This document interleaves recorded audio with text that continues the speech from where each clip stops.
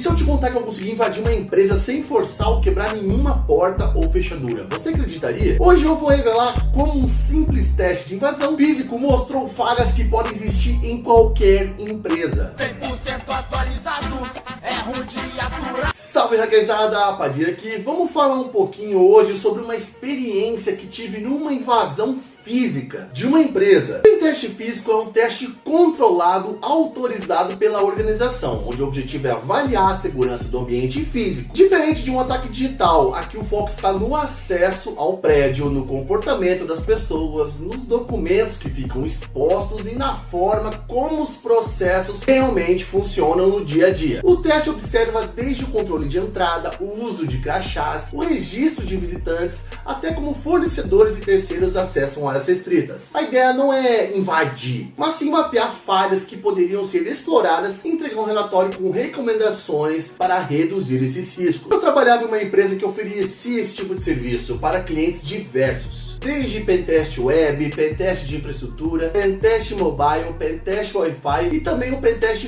físico, que é o foco do vídeo. Eu realizava testes em organizações de diferentes portes e áreas. Procurava e identificava vulnerabilidades e depois elaborava relatórios para cada cliente com sugestões de correção. Era um trabalho com muita variedade, porque cada empresa tinha uma realidade distinta. Já no meu trabalho atual, a situação é bem diferente. Hoje eu faço parte da equipe interna de segurança. Isso significa que não apenas encontro as falhas, mas participo da implementação das soluções. O foco é contínuo, acompanhar a mitigação, revisar processos, treinar colaboradores e fortalecer a cultura de segurança dentro da própria organização em que eu atuo. A principal diferença é essa. Antes eu entregava o diagnóstico e seguia para o próximo cliente. Agora eu acompanho o ciclo completo da descoberta até a correção efetiva. Por respeito e confidencialidade, não vou citar o nome de empresas nem detalhes que possam expor pessoas ou processos. Claro, se alguém for olhar meu LinkedIn, vai ter lá uma noção das empresas que eu já trabalhei. Mas aqui a intenção é compartilhar conhecimento e não expor ninguém. Uma empresa muito grande, como a unidade industrial, contratou a empresa onde eu trabalhava para realizar 3 frentes de avaliação: um pentest web,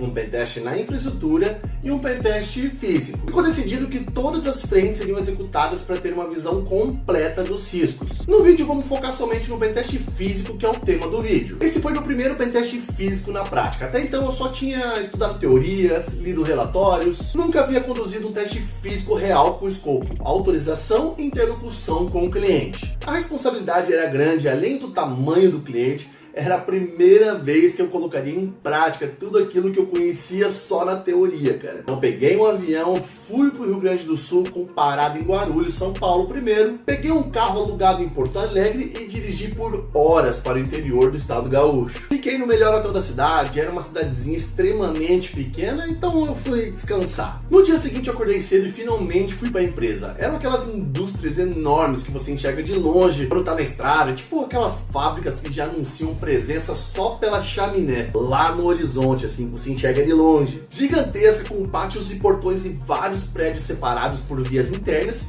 e a sensação de estar pequeno diante da estrutura me atingiu logo na chegada, cara. Percebi rápido um ponto muito importante que faria grande diferença na condução e na conclusão desse pentest físico. A indústria ficava no meio de várias cidades pequenas ao redor. Isso significava que muita gente vinha de cidades vizinhas para trabalhar, que a empresa oferecia empregos essenciais e que sua operação era de fato um motor econômico local. Saber que a empresa sustentava famílias em cidades próximas mudou completamente meu mindset para aquele dia. Não era apenas encontrar falhas para um relatório elegante, era garantir que qualquer ação tomada no escopo do teste não interrompesse turnos, não colocasse em risco o emprego de ninguém e não criasse alarme ou pânico desnecessário. O impacto humano tinha que estar acima de qualquer busca por um achado sensacional. Todos os dias, quando eu ia para a empresa de carro, tinha que me identificar na entrada. Percebi que além dos carros entravam vários ônibus com trabalhadores que vinham das cidades vizinhas. A princípio eu achei que eram ônibus da própria indústria, mas ao observar melhor eu vi que eram ônibus de linha.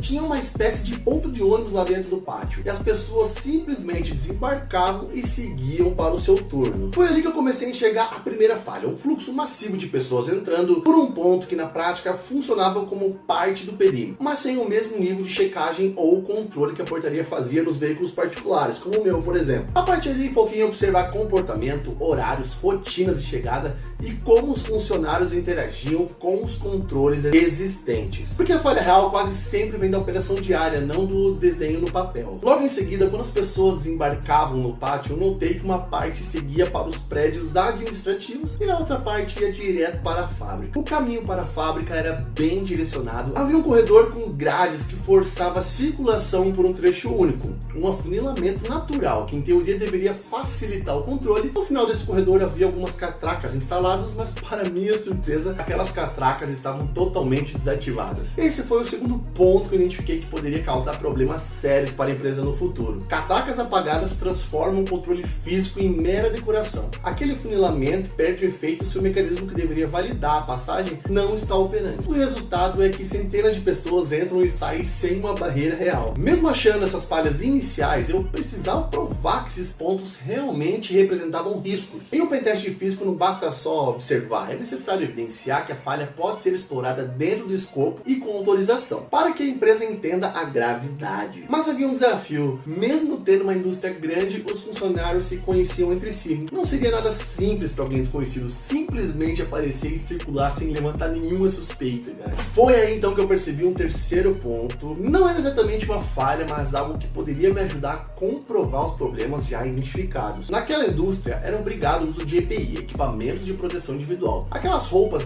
brancas que cobrem o corpo inteiro, luvas, botas e até proteção facial. Esse detalhe mudava tudo, porque o EPI praticamente todo o corpo ficava coberto, inclusive parte do rosto, o que dificultava a identificação de quem era funcionário habitual e quem não era. Ou seja, se alguém conseguisse ter acesso a esses trajes, poderia circular como qualquer outro trabalhador sem ser reconhecido de imediato, cara. A questão que ficou na minha mente foi como eu poderia ter acesso a essas roupas. Eu percebi que existia uma secretária executiva responsável por gerenciar agendas e enviar comunicações em nome dos diretores. Percebi que por causa do nível de confiança e do poder de envio de e-mails em nome da alta direção, aquele canal poderia ser determinante para validar certas hipóteses do teste físico sem expor técnicas ou detalhes exploráveis. Realizei uma ação de engenharia social dentro do escopo autorizado do pentest, usando um e-mail de contexto administrativo sobre uma atualização de senha vinculada à LGPD. A mensagem foi respondida pela secretária executiva e infelizmente para a empresa o acesso foi obtido porque a conta não tinha MFA habilitado. Está aí a importância de ter um MFA, né? Às vezes por causa de um detalhe desse eu não conseguiria concluir esse pentest físico, né? Enviei um e-mail pelo canal autorizado da secretária executiva ao almoxerifado, solicitando 3 conjuntos de EPI, pequeno, médio, um grande, alegando que viriam possíveis investidores conhecer a fábrica, o que precisaríamos então garantir os trajes para todo mundo. O pedido soou estranho para quem atende o almoxerifado, porque não era rotina, então pediram para ligar e confirmar. Foi aí que a situação ganhou um nó prático, pois eu não poderia fazer aquela ligação representando outra pessoa, né? Pedi ajuda para Isabela Rosseto, que trabalhava comigo na época e hoje atua com LGPD. Expliquei o contexto a ela de forma profissional, aceitou fazer a ligação de verificação no almoxerifado para confirmar o pedido do EPI. Após a ligação da confirmação, o almoxerifado passou a tratar o pedido como legítimo e deixou os EPIs separados para retirada, provando uma prática que havia uma lacuna no processo de emissão e verificação desses trajes. Talvez aí tenha sido o meu primeiro erro. Eu fui pessoalmente buscar os EPIs e me olharam muito estranho. Eu devia ter pedido para outra pessoa ir no meu lugar, né? Óbvio. Mesmo assim, aquilo não afetou a operação naquele dia. No dia seguinte, fiz todo o trajeto planejado. Esperei num ponto de ônibus como se eu fosse mais um trabalhador, desci lá dentro no pátio,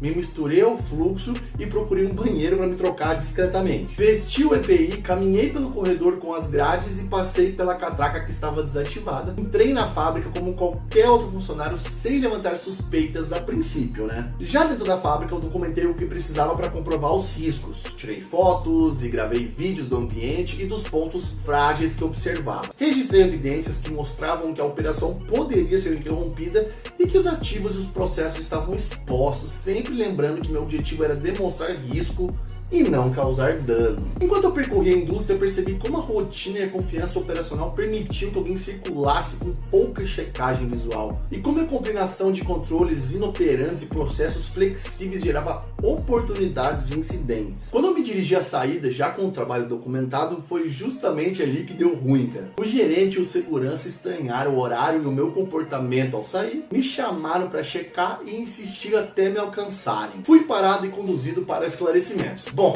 até explicar que focinho de porco não era tomada, naquele momento foi necessário mostrar a autorização do teste e explicar o escopo escopo para gerência. Logicamente, eles me seguraram ali, começaram a ligar para a diretoria para ver se eu falava a verdade, então eu fui liberado no final das contas, depois de muita demora. Sim, eu quase apanhei, mas dentro do contexto algo totalmente entendível. Eles achavam que se tratava de um ladrão ou algo do tipo. Eu juntei todos os pontos falhos e organizei num mega relatório, cobrindo desde o que eu observei até as evidências e as recomendações. O relatório trazia avaliação de impacto para cada achado, reputacional, operacional e de segurança, e priorizou as recomendações por urgência e custo-benefício. As correções sugeridas incluíram formalizar a política de entrada de ônibus de linha, ponto oficial, horários de controle e desembarque, reativar, manter as catracas funcionais no afunilamento e implementar a supervisão e escorte em áreas críticas, separar e controlar o estoque de EPI com registro de retirada, identificar visitantes com marcação visível, mesmo quando usam EPI, e reforçar checagens na recepção e no almoxerifado. Entreguei o relatório para a direção com um roadmap de ações imediatas e de médio prazo, incluindo responsáveis, prazos e critérios de aceitação para cada correção. Bom, concluindo, essa foi minha primeira experiência realizando um pentest físico e eu achei sensacional o resultado. Eu sinceramente não esperava que conseguiríamos encontrar tantas falhas e principalmente ajudar essa empresa nesse nível de profundidade. Cometi erros, acertei, mas tudo faz parte do aprendizado. Cada passo, cada detalhe observado e cada decisão tomada contribuíram para a minha evolução como profissional. Também é fundamental destacar os perigos de um pentest físico. Diferente de um teste digital, aqui você está lidando com pessoas, estruturas e até com situações de risco real. Alguns locais contam com segurança armada, protocolos rígidos e qualquer movimentação fora do combinado pode gerar sérios problemas. Por isso, esse tipo de teste precisa ser muito bem avaliado antes de ser realizado, com escopo definido, autorização formal e alinhamento total com a empresa. É necessário combinar cada detalhe para que o objetivo seja alcançado sem colocar ninguém em risco. Bom, eu espero que esse relato tenha te mostrado um pouco dos bastidores desse trabalho e como cada detalhe pode fazer a diferença. Se você gostou do conteúdo, já deixa o like aí, cara, se inscreve no canal e compartilha com quem precisa entender a importância da segurança também no mundo físico. A gente se vê por aí, cara, no próximo vídeo. Um grande abraço, fui, muito obrigado, gente, valeu!